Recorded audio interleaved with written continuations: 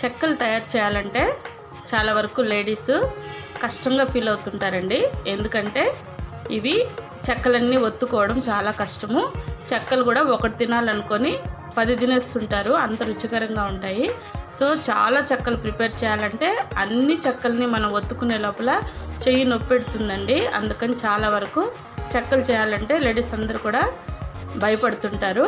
అలా కాకుండా చిన్న చిన్న పద్ధతులు ఉపయోగించి మనము చెక్కల్ని ఎలా చాలా ఫాస్ట్గా తయారు చేసుకోవచ్చు. అలాగే రుచికరంగా ఉండడానికి కూడా ఇందులో ఏమేమి వేస్తే మనకి చెక్కలు కరకరలాడుతూ క్రంచీగా టేస్టీగా ఉంటాయనే దానికి నేను చెప్తాను.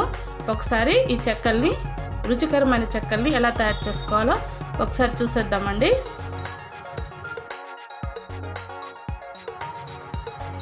అర కేజీ బియ్యం పిండి, 1 కప్పు పెసరపప్పుని 1 గంట పాటు నీళ్ళలో నానబెట్టుకోవాలి. అలాగే సగ్గుబియ్యం కూడా 1 గంట పాటు నానబెట్టుకోవాలి. చిటికెడు పసుపు, 1 టీ స్పూన్ జీలకర్ర, 2 టేబుల్ స్పూన్ల నువ్వులు, కరివేపాకుని కొద్దిగా ఇలా కట్ చేసి పెట్టుకోవాలి. 1 టీ స్పూన్ కారం పొడి, 1 టీ స్పూన్ సాల్ట్, 2 టేబుల్ స్పూన్ల నెయ్యి, చిన్నవి కాబట్టి ఒక 4 నుండి 5 పచ్చిమిరపకాయలు, చిన్న అల్లం ముక్క తీసుకోవాలి. ముందుగా మనం ఒక మిక్సీ జార్ తీసుకొని మనం తీసుకున్న పచ్చిమిరపకాయలు, అల్లము, జీలకర్ర కచ్చా పచ్చాగా మిక్సీ వేసేసుకోవాలి.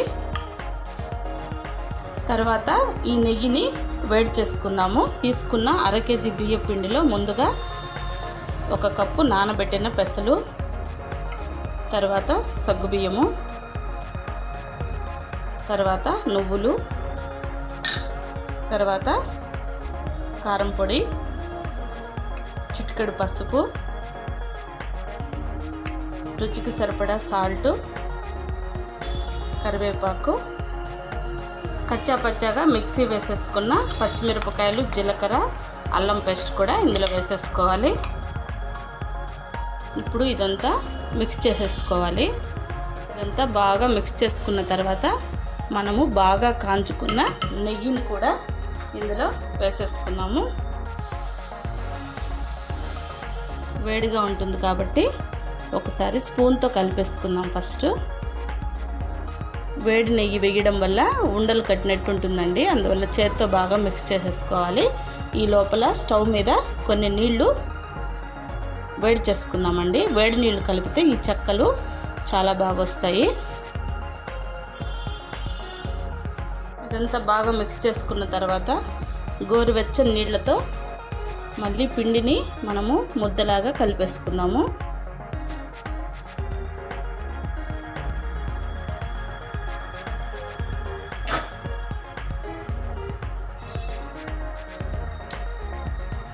ఇదంతా మనము చేత్తో నీట్గా ఒక ముద్దలాగా కలిపేసుకుందాము.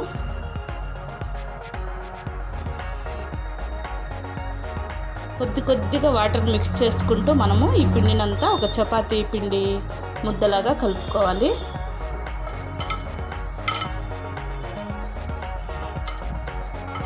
ఇలా చపాతీ పిండిలాగా మొత్తం కలిపేసుకున్న తర్వాత ఇలా ఒక ప్లేట్ తీసుకొని ఇందులో కొద్దిగా పిండి తీసుకొని మనము మనకి ఎంత సైజు చెక్కలు కావాలో అంత సైజు కోసము చిన్న ఉండలు తయారు చేసుకొని ఒక ప్లేట్లో సపరేట్గా పెట్టేసుకున్నామంటే మనకి ఈజీగా ఉంటుంది. ఇలా అన్ని ఉండలు ప్రిపేర్ చేసేసుకున్నాము. మనకు ఒకవేళ పెద్ద సైజు చెక్కలు కావాల్సి వస్తే పెద్ద సైజు ఉండలు, చిన్నవి కావాల్సి వస్తే చిన్నవి, దానికి తగినట్టు మనం ఇలా ఉండలు చేసేసుకున్నాము. ఇలా ఒక ప్లేట్లో కొన్ని ఉండలు తయారు చేసుకున్న తర్వాత దీనికి మూత పెట్టేసి వీటిని చెక్కలు ప్రిపేర్ చేసేసుకున్నాము. అది ఎలా చేయాలో ఒకసారి చూపిస్తాను. చపాతీ మేకర్ అండి, మీ దగ్గర పూరి ఒత్తుకునేది ఉంటే కూడా అలాంటి దాన్ని తీసుకొని మనం చెక్కలు చేసుకుంటే చాలా ఈజీగా అయిపోతుంది. ఇందులో ఒక కవర్ని 2 వైపులా ఉండేలాగా వేసి కొద్దిగా ఆయిల్ స్ప్రెడ్ చేసుకోవాలి. ఇది ఈజీగా మనకి చెక్కలు అయిపోతుందండి. లేదు అంటే మనము కవర్ మీద తట్టుకొని కూడా వేసుకోవచ్చు. ఇలా మధ్యలో ఒక ఉండను పెట్టి మనము ఇలా ప్రెస్ చేసేసుకోవాలి.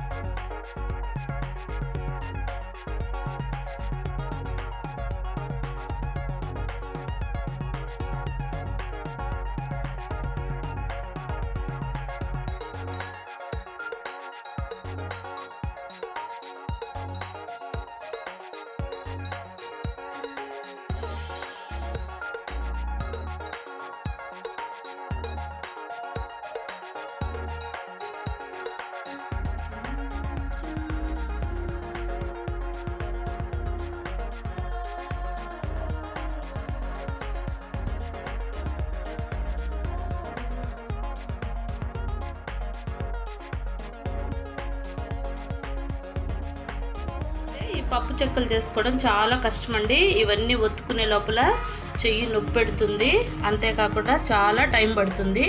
అలా కాకుండా ఇలా పూరి మేకర్తో మనము పప్పు బిళ్ళలు చక్కచక్క చేసేసుకోవచ్చండి. టైం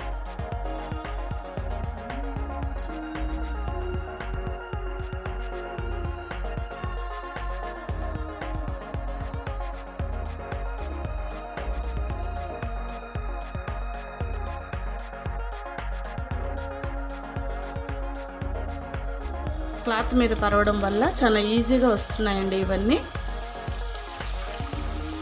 మనం తీసుకున్న పెనం కెపాసిటీని బట్టి మనము ఎన్ని పడితే అన్ని మాత్రం వేయించుకోవాలండి. ఎక్కువ వేస్తే విరిగిపోతాయి.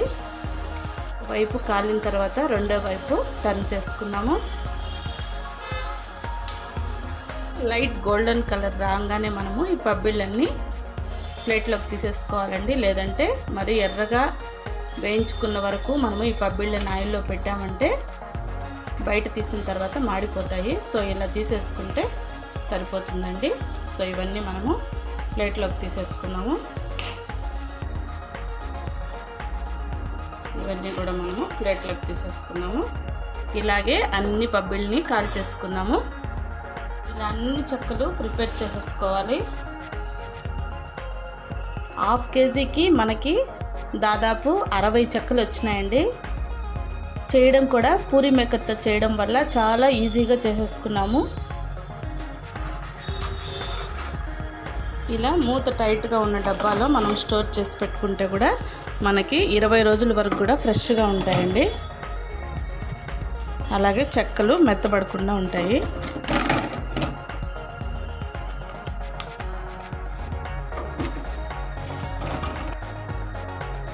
అంతే అండి, సింపుల్గా ఈజీగా రుచికరమైన చెక్కల్ని చకచక ప్రిపేర్ చేసేసుకున్నాము. చాలా ఈజీ, టేస్ట్ కూడా చాలా బాగుంటుంది.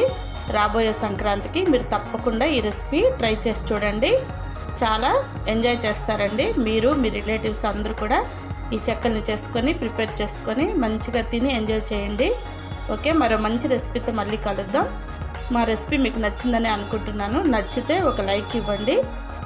సబ్స్క్రైబ్ చేసుకోకపోయినట్లయితే తప్పకుండా సబ్స్క్రైబ్ చేసుకొని పక్కనే ఉన్న బెల్ ఐకాన్ని ప్రెస్ చేయడం మాత్రం మర్చిపోకండి.